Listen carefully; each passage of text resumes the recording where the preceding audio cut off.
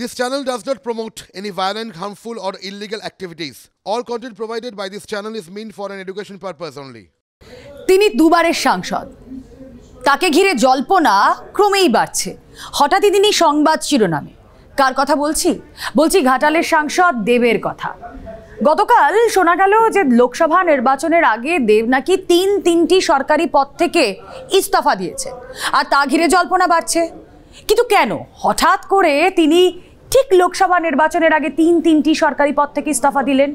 প্রশ্ন এটাও উঠছে, কানাঘুষো এটাও চলছে যে সাংসদ দেব তাহলে কি তার পদ থেকেও ইস্তফা দেবেন? আসলে লোকমুখে আমরা যা শুনতে পাচ্ছি যে সেখানে দুর্নীতির ভুরি অভিযোগ উঠেছে, আর তারপরই নাকি এই তিনটি সরকারি পদ থেকে ইস্তফা দিয়েছেন দেব। লোকসভা নির্বাচনের আগে সাংসদ তারকার এই ইস্তফা ঘিরে জল্পনা বাড়ছে ঘাটালে। হঠাৎই পদ ছাড়লেন ঘাটালের সাংসদ দেব। না, সাংসদ পদ নয়, একসঙ্গে ছেড়ে দিলেন তিনটি পদ। বীরসিংহ উন্নয়ন পর্ষদের ভাইস চেয়ারম্যান পদ, ঘাটাল মহকুমা হাসপাতালে রোগী কল্যাণ সমিতি চেয়ারম্যান পদ, ঘাটাল রবীন্দ্র শতবার্ষিকী মহাবিদ্যালয়ের প্রেসিডেন্ট পদ। সামনে লোকসভা নির্বাচন, সামনে রাজ্যসভারও কয়েকটি আসন নির্বাচন। জোড়া নির্বাচনের সঙ্গে কি দেবের পদত্যাগের কোনো সম্পর্ক আছে? যিনি উত্তরটা সবচেয়ে ভালো জানেন সেই দেব নিশ্চুপ। কানাঘুষোয় শোনা যাচ্ছে দেবের সাংসদ এলাকায় দুর্নীতি সংক্রান্ত একাধিক অভিযোগ জমা পড়েছে। তাহলে কি সেই অভিযোগের প্রেক্ষিতেই এই পদক্ষেপ? তৃণমূল নেতাদের কথায় আর বহিরঙ্গে স্পষ্ট, বিষয়টা নিয়ে দল মোটেই স্বচ্ছন্দ নয়। একজন আপনারা দেখেছেন তিনি কোনো পদ থেকে সরে গেছেন, তো কেন সরেছে তার ব্যক্তিগত বিষয়। হ্যাঁ, মানে আর ভোটের আগে তো এগুলো তো সকলকে ছাড়তেও হবে। দেবের পার্সোনাল সময় দিতে পারছে না, তাই সেখানকার লোকাল লোকেদের অ্যাপয়েন্টমেন্টের জন্য রেকমেন্ডেশন করেছে, এবং দেব আমাদের সাথে ছিল, আছে, থাকবে। বিরোধীরা অবশ্য লোপ্পা ক্যাচ ছাড়তে নারাজ। এ তো সবে সকাল, এখনো তো দুপুর হয়নি, অপেক্ষা করুন না। সাংসদ পদ থেকেও পদত্যাগ করবে, দেখতে থাকুন। যে কোনো ভদ্রলোক, যে কোনো মানুষ যার সাধারণ ন্যূনতম বোধ বিবেচনা আছে, তিনি তৃণমূল দলে টিকতে পারবেন না। না, বিজেপিতে আসার কোনো বিষয় নেই। দেব তো আগেও বলেছিলাম, আমি দেবকে তখনও বলেছিলাম মিডিয়ার মাধ্যমে যে সৎসঙ্গে স্বর্গবাস, অসৎসঙ্গে নরকবাস। তো সৎসঙ্গে আসতে না পারলেও অসৎসঙ্গে না থাকাটাই ভালো। ঘাটাল কি বলছে? রবিবার বিক্ষোভ দেখায় বিজেপি, সাংসদ ব্যর্থ, উঠছে অভিযোগ। ঘাটালে অনেকবারই এসছে, কিন্তু ঘাটালের উন্নয়নমূলক কিছু কাজ সেরকম কিছুই করেনি। এই 10 বছরে যে উন্নয়ন হওয়ার কথা ছিল সেই উন্নয়ন ঘাটালে লোকসভায় হয়নি। আবার লোকসভা নির্বাচন, মানুষের কাছে কি দাবি নিয়ে যাবে, কি উন্নয়নের বার্তা নিয়ে যাবে, সেই কারণে এক বিষয়। দেবের ইস্তফায় হতাশ ঘাটাল হাসপাতালের জনা 30 অস্থায়ী কর্মী। করোনার সময় তারা কাজ করেছিলেন, কিন্তু সেই টাকা এখনো বকেয়া। সাংসদের আশ্বাস নাকি এখনো বাস্তবায়িত হয়নি। কষ্ট করে কাজ করেছি, কথা দিয়েও দেব কথা রাখেনি। ইস্তফা মানে কি, ও মনে হচ্ছে যে আমাদের এই মানে কর্মচারীদের টাকা উনিও ভাগ নিয়েছেন, মালিক পক্ষের কাছ থেকে উনি টাকা ভাগ নিয়ে এটা ভাগাভাগি করেছে। যেহেতু আমাদের উনি এখানটা ছিলেন, একটা চিন্তাই আছি, যে একটা আশা ছিল যে টাকাটা আমরা ফেরত পাবো, আজ না হলেও কাল পাবো, উনি আমাদেরকে দেখবেন। এখানে একটু হতাশা কাজ করছে। ঘাটালের জল আর কত দূর গড়াবে? Bureau report, TV9 Bangla. দল থাকলে রোজগার হবে, কে কিভাবে রোজগার করেন আমি সব জানি। একটা ভিডিও ভাইরাল হয়েছে, আর সেখানেই শোনা যাচ্ছে এরকমই বিস্ফোরক মন্তব্য করেছেন তৃণমূল বিধায়ক লাভলি মৈত্র। এ কেমন রোজগারের কথা বলছেন তিনি? আপনাদের নিশ্চয়ই মনে আছে, কিছুদিন আগেই তৃণমূলের আর এক বিধায়ক জাকির হোসেন, তিনি তৃণমূলের কাউন্সিলরদের বিরুদ্ধে 2 নম্বরের অভিযোগ করেছিলেন। লাভলি কি সেদিকেই ইঙ্গিত করলেন?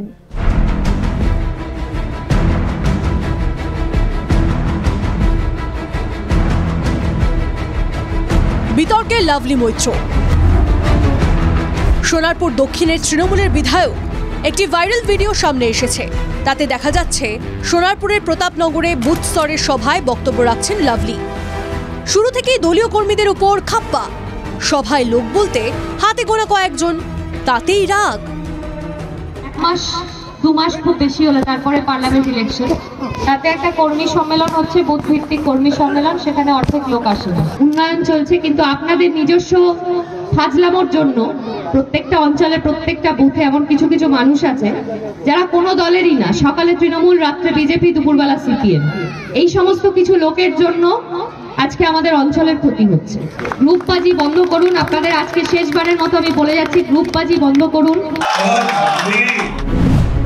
বিধায়ক দলীয় কর্মীদের উপর খাপ্পা।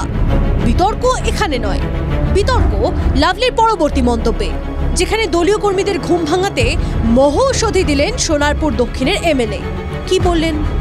সোজা সাপটা বলে দিলেন, দল না থাকলে রোজগার থাকবে না। দল থাকলে সব থাকবে, দল থাকলে রোজগার হবে, দল থাকলে সবকিছু হবে, কিন্তু দল না থাকলে কিচ্ছু হবে না। কি চলে না চলে সব খবর কিন্তু আমার কাছে থাকে। দল থাকলে রোজগার হবে, রোজগার কে কিভাবে কোথা থেকে করেন আমি সব জানি, আমার কাছে সব খবর আছে। হ্যাঁ, দলটা না থাকলে তো সেটা হবে না। বেফাস কথা বললেন কি? কোন রোজগারের কথা বললেন? লাভলি বিপদ বুঝেই কি সতর্ক হয়ে গেলেন? না হলে মিটিং এর ভিডিও কেউ করছে কিনা তা নিয়ে লাভলি এত সতর্ক কেন? কি চলে না চলে সব খবর কিন্তু আমার কাছে থাকে। ভাই, তোমাকে ভিডিও করতে বারণ করলাম আমি। ভিডিও কেন করছো? ভিডিও কেন করছো?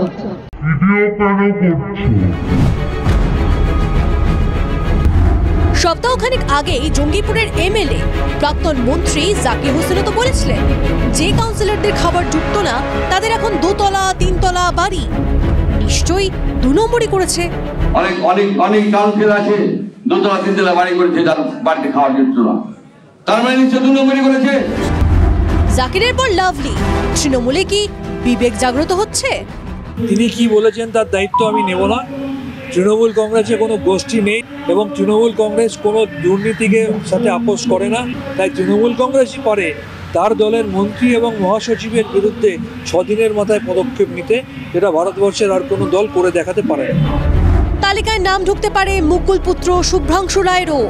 মুকুল রায়ের ছেলে শুভ্রাংশু কাঁচাপাড়ার উপপুরপ্রধান। তিনি বলে বসেছেন তাকে গুরুত্বই দেওয়া হয় না, পুরসভায় কোনো কাজ নেই।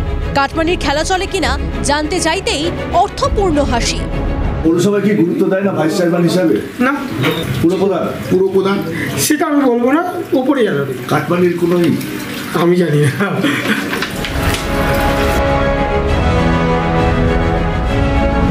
কাটমানির প্রশ্নে অস্বীকারের রাস্তায় না হেঁটে হাসি।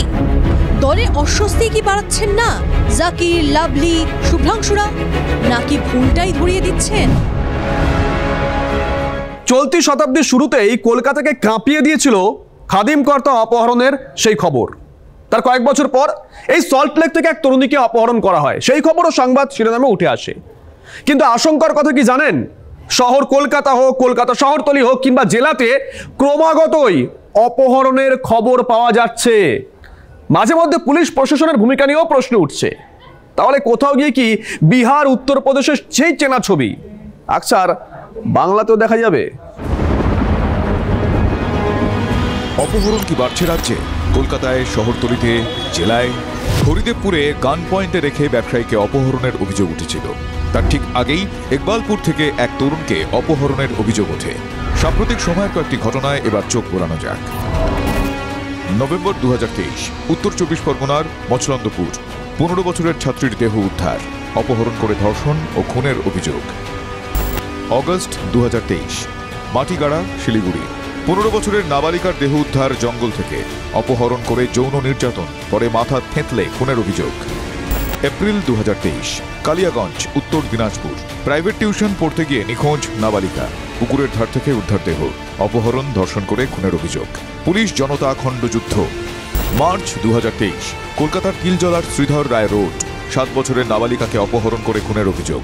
বহুতল আবাসনের একটি ঘর থেকে দেহ উদ্ধার, পুলিশের বিরুদ্ধে নিষ্ক্রিয়তার অভিযোগ। মালদার ইংরেজবাজারে নাবালিকাকে অপহরণ করে খুন, উত্তর 24 পরগনার আগরপাড়ায় নাবালক খুনেও পুলিশের বিরুদ্ধে গাফিলতির অভিযোগ উঠেছে। রবিবার মালদায় মৃতার বাড়িতে পৌঁছে সরব হন বিজেপির রাজ্য সভাপতি। পাল্টা যুক্তি তৃণমূলেরও। গোটা মালদা জেলা ভয়ঙ্কর পরিস্থিতি, আর যখন তৃণমূলের জেলা সভাপতি একে ধরো ওকে পেটাও এই ধরনের মন্তব্য মঞ্চ থেকে করবে, রাজনৈতিক মঞ্চ থেকে করবে, স্বাভাবিকভাবে সেই জায়গাকার সেই এরিয়ার যে শান্তি শৃঙ্খলা, সেটা তো আর ঠিক থাকবে না, থাকা সম্ভব না। কিছু কিছু অপরাধ থাকে সেগুলো সামাজিক, তার সঙ্গে রাজনীতির কোনো সম্পর্ক নেই। আবার কদিন আগেই দেখা গেছে একজনকে অপহরণের চেষ্টা হচ্ছিল, পুলিশ দ্রুততার সঙ্গে তুলে এনেছে, ধরে ফেলেছে।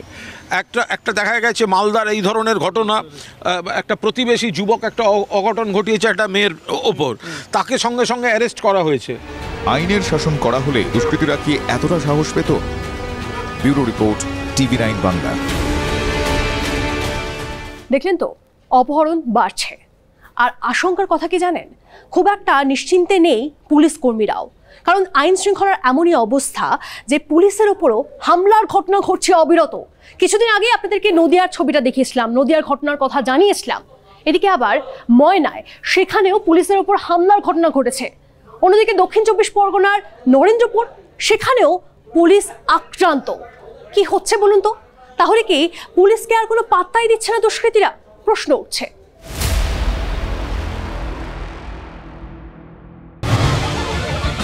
পুলিশকে গাছে বেঁধে মার, দিন কয়েক আগেই নদিয়ার ভীমপুরের এই ছবি দেখেছে গোটা বাংলা। শনিবার পূর্ব মেদিনীপুরের ময়নায় আবারও আক্রান্ত পুলিশ। বাগচা এলাকায় রাতে পেট্রোলিং এর সময় পুলিশকে লক্ষ্য করে বাঁশ ইট নিয়ে হামলার অভিযোগ। গাড়ির পেছনের কাঁচ ভেঙে আহত 4 পুলিশ কর্মী। বারবার আক্রান্ত পুলিশ।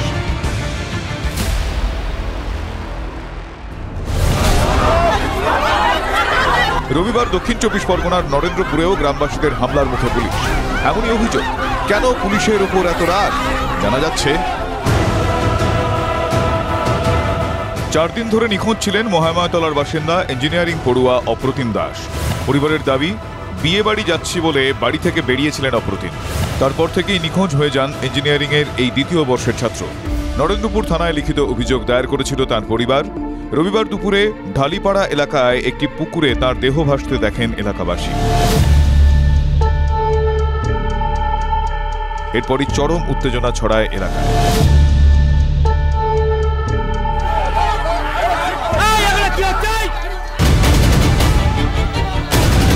ঘটনাস্থলে পুলিশ এলে তাদের ঘিরে বিক্ষোভ দেখান স্থানীয় মানুষ। পুলিশের বিরুদ্ধে নিষ্ক্রিয়তার অভিযোগে সরব মৃতের পরিবার। ছেলেকে হারিয়ে হাহাকার করছে পরিবার।